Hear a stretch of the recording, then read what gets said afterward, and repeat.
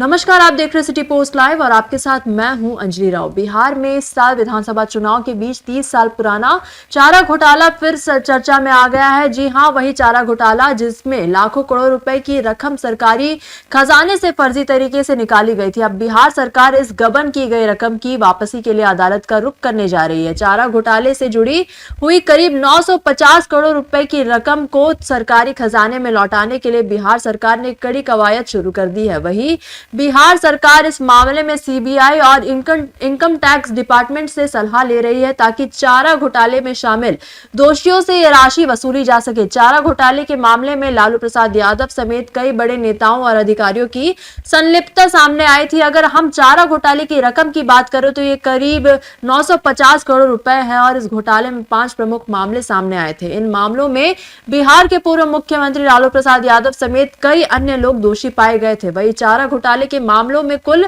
67 case दर्ज किए गए थे, जिनमें से तो 53 केस थे वो झारखंड और बाकी बिहार में ही ट्रांसफर किए गए थे। इनमें लालू प्रसाद यादव पर 5 अलग अलग मामलों में सजा भी हुई थी, जिनमें गबन की गई रकम लगभग 304 करोड़ रुपए के आसपास थी। अब बिहार सरकार अदालत में इन पैसों की वसूली के लिए कदम उठाएगी। अब 1996 में इस घोटाले का खुलासा हुआ था। अगर हम इस घोटाले की बात करेंगे तो 1996 में इस घोटाले का खुलासा हुआ था, जब चाईबासा के उपायुक्त अमित खरे ने पशुपालन विभाग में छापा मारा और फर्जी दस्तावेजों का खुलासा किया था। ये घोटाला उस समय का था जब लालू प्रसाद यादव बिहार के मुख्यमंत्री थे। आपको बता दें, सरकारी खजाने से फर्जी बिलों के जरिए पैसे निकाले गए थे और इनसे कई नेता, अधिकारी और आपूर्तिकर्ता जुड़े हुए थे। अब ये सवाल उठता है कि क्या बिहार सरकार को इस राशि की वापसी हो पाएगी? यदि हाँ, तो कब तक हो पाएगी? ये सबसे बड़ा सवाल है। लेकिन लालू प्रसाद यादव पर चारा घोटाले के 5 मामलों में दोषी ठहराया गया था और उन्हें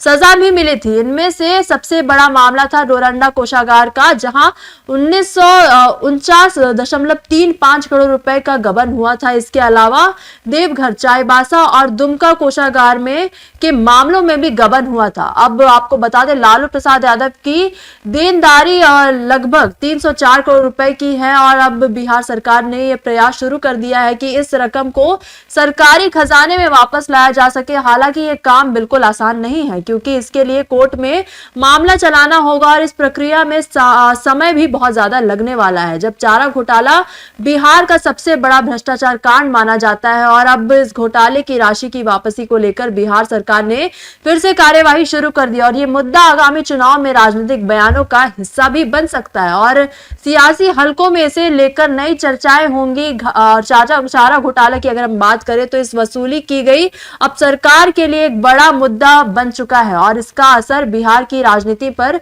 पढ़ना तो तय है। लेकिन आप क्या सोचते हैं इस पूरी खबर के बारे में? आप हमें कमेंट सेक्शन में जरूर बताइए, क्योंकि आपकी राय सबसे ज्यादा जरूरी है। तो फिलहाल इस खबर में बस इतना ही। आगे खबरों के लिए आप बने रहिए सिटी पोस्ट लाइव के साथ। आपका धन्यवाद।